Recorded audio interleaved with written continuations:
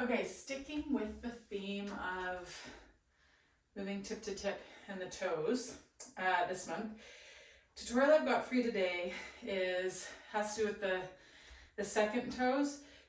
It can apply to the second toe, and or you could work with it with all four toes, 2 through 5. So I've got the beauty of hardwood floors, so I can set myself up and line myself up so that my second toes are in line with lines on the floor.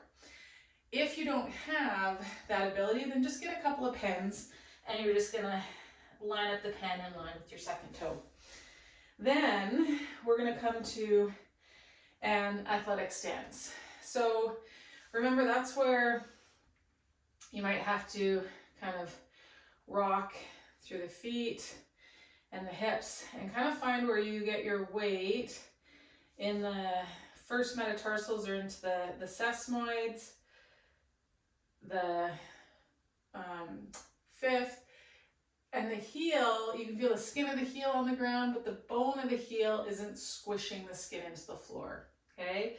So we're not weighted back in the heels, but where the toes also aren't gripping, okay?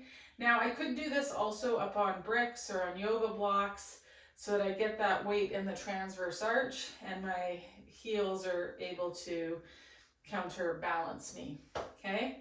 Hands might be on the thighs or they can just be reached out in front. And what you're gonna do is take the second toes and bend them both to the right.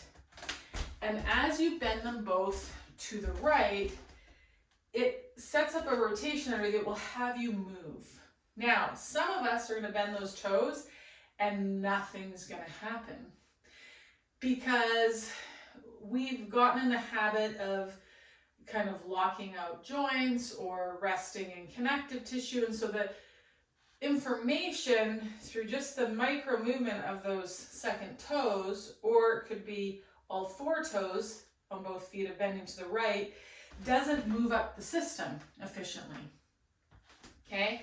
So that might be, again, where trying this on a slightly elevated surface, so not on stairs, but on yoga blocks or maybe some bricks, or if you've got paving stones out in the backyard that you can get on so you can get pressure into the buttresses of the arch of the feet effectively.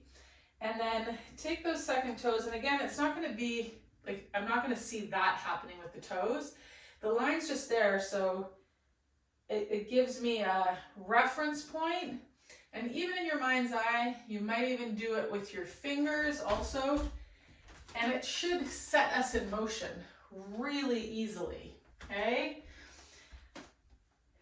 So, athletic stance, you're just going to bend the second toe or all four toes to the right, and it will start to move you. The reason for that is gravity is always acting on us. But and yes, we can think of gravity as pushing us down, but really what happens is then we push back up. We brace against the surface we're on to counteract gravity. Gravity, if we get something out of the way with what is pushing into the ground, gravity will accelerate us forward.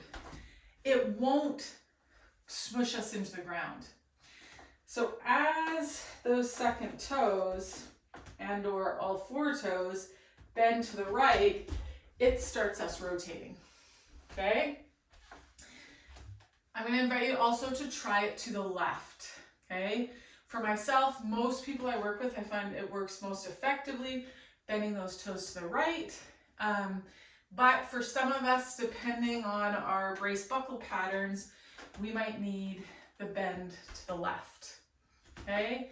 You could also play with taking the big toes and spinning them to the right.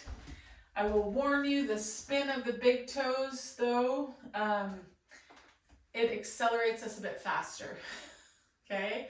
So try the second toes or the four toes first, get a feel for it, and then you can try spinning the big toes, which would be a roll of the big toes, And let me know what you notice. But you can use that then if you want to run, walk, hike faster, but with less effort.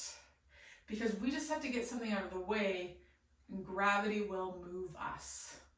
Okay? So the other day I was back to school shopping with my daughter. We're at the mall. We're on a tight timeline for when the mall's going to close. And as I'm walking in the mall, I just start thinking, bend the second toe to the right. Just keep doing that. And I am walking so fast. She goes, Mom, why are you walking so fast? But I knew I had to get from A to B before the mall closed. So anyways, give it a try, play with it. I'd love to know what you discover, questions you have, curiosities you have. Let me know.